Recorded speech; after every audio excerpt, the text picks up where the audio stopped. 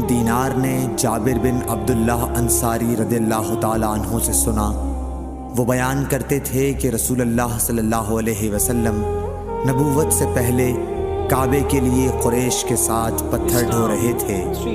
اس وقت آپ تہبند باندھے ہوئے تھے۔ آپ صلی اللہ علیہ وسلم کے چچا عباس نے کہا کہ بھتیجے کیوں نہیں تم تہبند کھول لیتے اور اسے پتھر کے نیچے اپنے کاندھے پر رکھ لیتے تاکہ تم پر آسانی ہو جائے۔ حضرت جابر نے کہا کہ آپ صلی اللہ علیہ وسلم نے تہبند کھول لیا اور کاندھے پر رکھ لیا، اسی وقت غشی کھا کر گر پڑے۔ اس کے بعد آپ صلی اللہ علیہ وسلم کبھی ننگے نہیں دیکھے گئے۔ صحیح بخاری حدیث نمبر 364۔